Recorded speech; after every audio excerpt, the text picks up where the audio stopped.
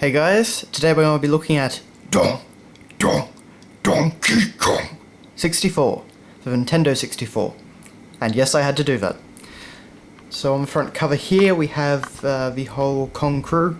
So we've got Donkey for the first time since Donkey Kong Country 1. We have, of course, Diddy for the first time since Donkey Kong Country 2. We have Tiny Kong, who's Dixie's younger sister. And we have Chunky Kong, who is Kiddy Kong's older brother. And we have Lanky Kong, who is just Lanky Kong. So, yeah. Of course, this is a rareware game.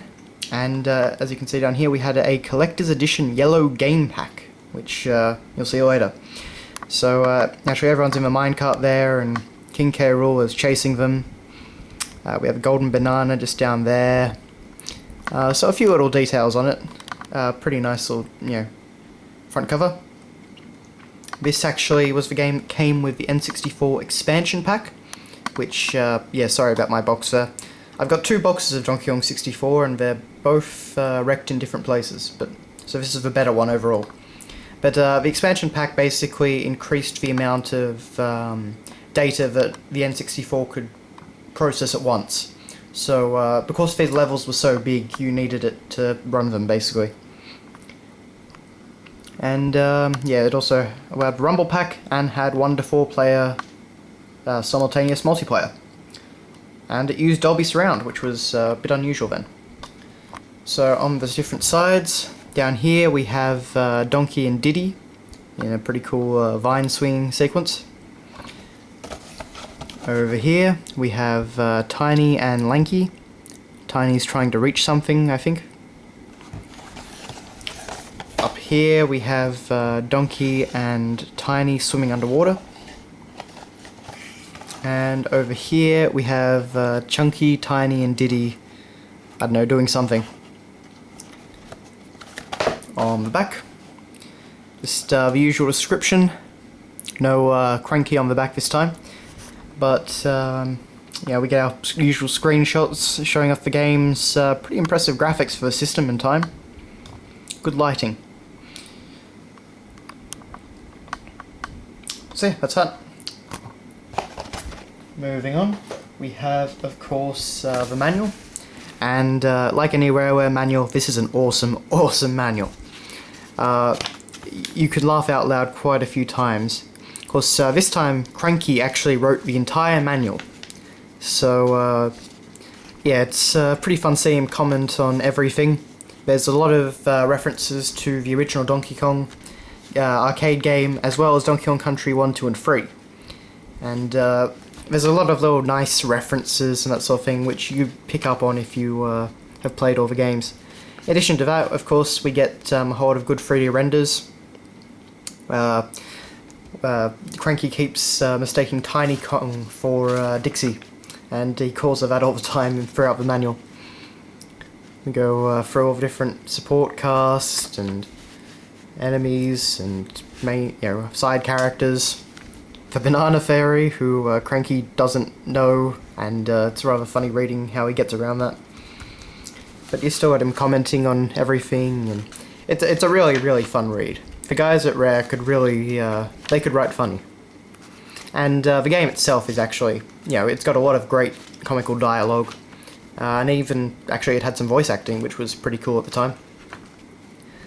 As you can see here, we have all the different collectibles. I'd like to note that, over a decade before Portal 2, Rareware, they already had combustible fruit. Just saying. So, this was the game which really Rareware went overboard with the collectibles. There is so much to collect in this game. It is absolutely amazing. And you could actually complete the game 101%. So yeah. Multiplayer, and then you go through all the levels in the game. So Jungle Japes, Angry Aztec, Frantic Factory. I hate that Jack-in-the-Box in Frantic Factory. Always did. Gloomy Galleon, Fungi Forest, which Banjo-Kazooie fans might know as a deleted level from the original BK.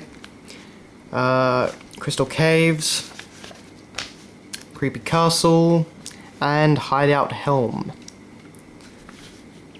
And yeah, then it, just as a nice little reference, it actually goes over some of the sections of the game that you know, were covered in the original Donkey Kong Country manuals.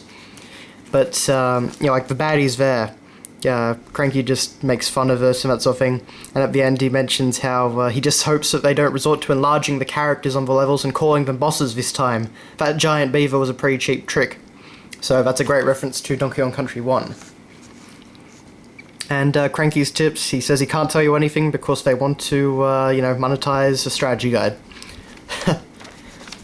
And then at the end, we just have this good old Kong family portrait, which is a great render. And that's the manual. In addition to that, we have the usual N64, you know, consumer information and precautions booklet. And we have our Collector's Edition Yellow Game Pack. Basically, the strategy with this was like the Pokemon games. Ooh, it's a different colour. Yay. So, of course, this is meant to be banana yellow. It's a, you know, it's a pretty nice cartridge, and interestingly, of course, it doesn't actually use the front cover on the cartridge. It just has this cool render of Donkey Kong. So, yeah. So that has been your look at Donkey Kong 64.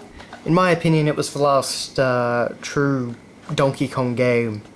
I mean, you know, Donkey Kong Country Returns, that was a really excellent game, but it didn't feel like the Donkey Kong to me.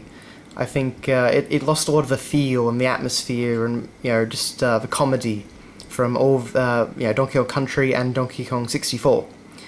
But anyway, so thanks a lot for watching, guys, and see you later.